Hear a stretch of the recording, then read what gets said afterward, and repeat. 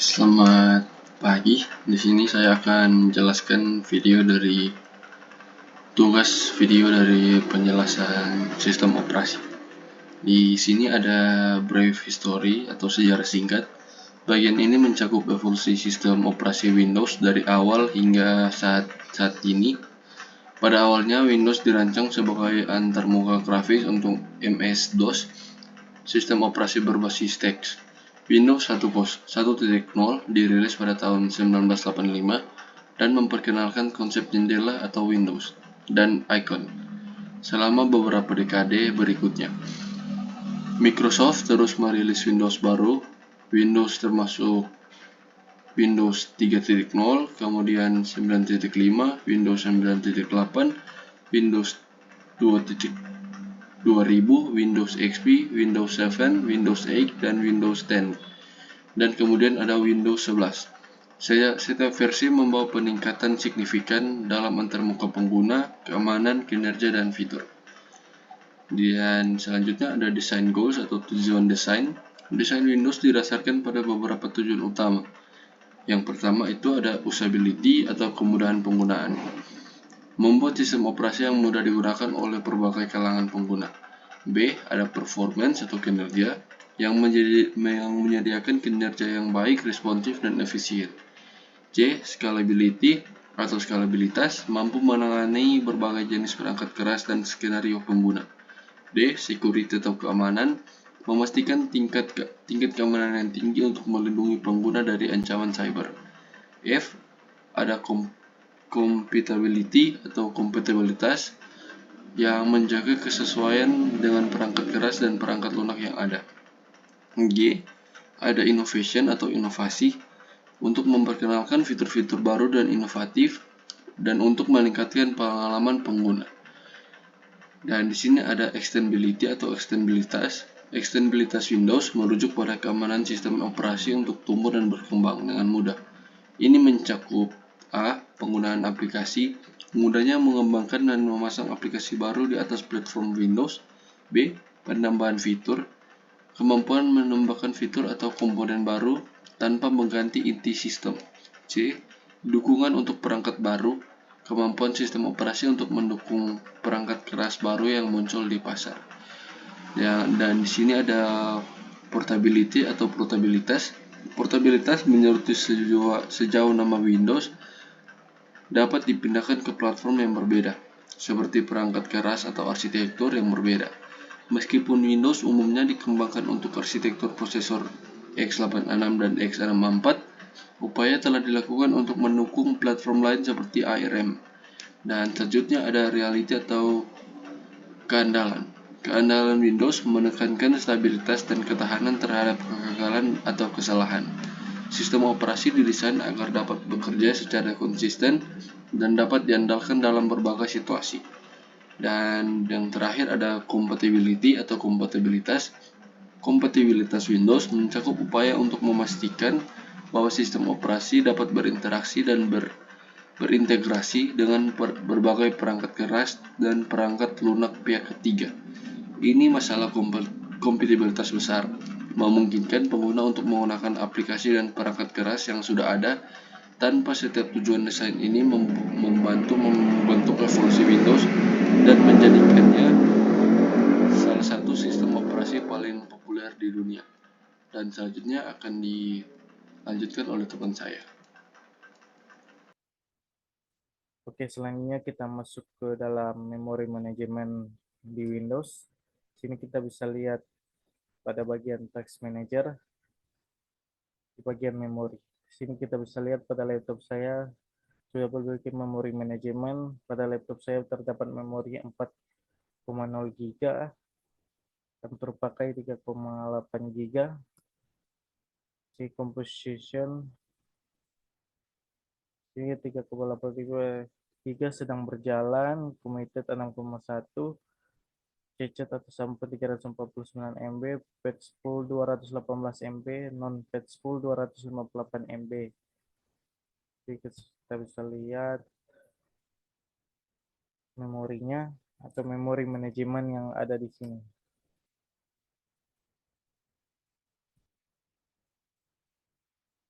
Oke, selanjutnya kita masuk ke user mode features. Nah, untuk user mode features di sini kita bisa lihat ada beberapa fitur yang kita dapatkan. Itu kita dapat menginstal aplikasi di sini untuk mencari aplikasi, dan juga kita dapat melakukan manajemen file di sini. Ini bisa kita lihat file kita terdapat dalam Windows untuk file foto, file musik, dan juga file video. Ada beberapa file di sini. Ini adalah file manager, adalah tempat untuk manajemen file di Windows. Dan juga kita dapat menginstal beberapa aplikasi. Selanjutnya kita masuk ke manajemen prosesor. Kita bisa lihat lagi di bagian text manager. Untuk manajemen prosesor kita masuk ke bagian CPU. Nah, sini kita bisa lihat CPU saya di laptop ini adalah Intel Celeron RN4020 CPU H1,10 GHz. Kita bisa lihat utilization 100% dengan speed 2 berjalan dari sekitar 1,90 GHz sampai 2,04 GHz. Untuk base speed 1,10 GHz, processes 200, read CD sedang berjalan antara 2255 sampai 2271. Handles di sini terus berjalan dari 880 sampai 88465. Uptime artinya jam berapa jam sudah CPU bekerja pada laptop ini. Oke, selanjutnya kita masuk ke manajemen perangkat. Untuk manajemen perangkat kita bisa lihat di sini di device manager. Nah, di device manager ini kita bisa lihat apa saja perangkat-perangkat keras yang ada di sini untuk kita melakukan manajemen, dari audio, baterai, Bluetooth, kamera, komputer, disk drive, display adapters, firmware, human interface device, PD, ATA, ETP controllers, keyboards, mice and other pointing devices, monitors, network adapters, portable devices, spring push processors, SD host adapters, security devices, software components, software device, sound, video, and game controllers, storage controllers, system devices, universal series bus controllers. Nah, di device manager ini kita dapat melakukan manajemen perangkat keras yang masuk kepada laptop ini. Nah, selanjutnya kita masuk ke MSNet atau jaringan. Ini untuk Microsoft jaringan. Kita bisa lihat di network atau internet. Nah, di sini kita bisa lihat, di sini kita sudah tersambung WiFi untuk jaringan di laptop. Jadi ada beberapa pilihan jaringan. Ada WiFi, dial-up, VPN, airplane mode, mobile hotspot, dan proxy. Jadi ada WiFi, dial-up, bisa VPN, airplane mode, mobile hotspot, dan proxy. Nah, selanjutnya kita masuk ke security. Kita masuk ke manajemen directory atau manajemen file yang sudah saya jelaskan tadi. Semua file Windows dikumpul ke sini di bagian file manager. Ini merupakan manajemen directory. Selanjutnya kita masuk ke bagian keamanan. Kita bisa lihat di settings. Kita bisa lihat di settings, di update, dan security. Nah, di Windows ini kita bisa melakukan Windows Update, dan juga sini kita bisa lihat Windows Security. Beberapa fiturnya itu bisa menjaga dari virus, menjaga akun kita, menjaga virus-virus dari jaringan, melakukan kontrol terhadap app dan browser, melakukan device security atau keamanan terhadap device saya.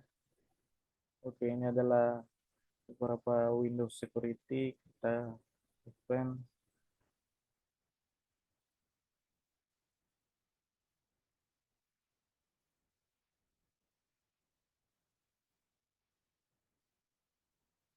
Nah, di sini kita bisa lihat ada beberapa menu, dan juga di sini sudah berhasil semua sudah diamankan oleh Windows Security.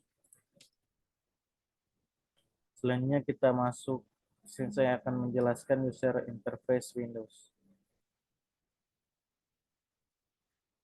Oke, user interface Windows. Di sini kita bisa lihat ini ada wallpaper, tampilan.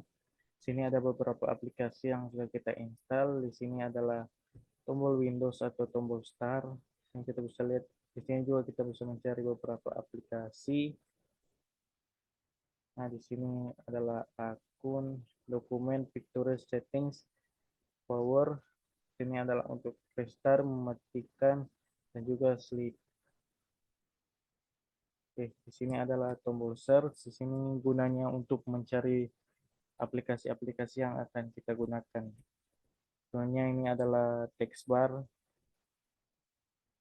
Itu adalah untuk fitur Windows untuk kita cepat menemukan aplikasi yang sudah kita buka. Ini ada text bar, ini ada mic, wifi, baterai, speaker, dan jam. Ini adalah merupakan user interface Windows. Oke, sekian penjelasan atau live demo dari saya untuk sistem operasi Windows. Sekian dan terima kasih.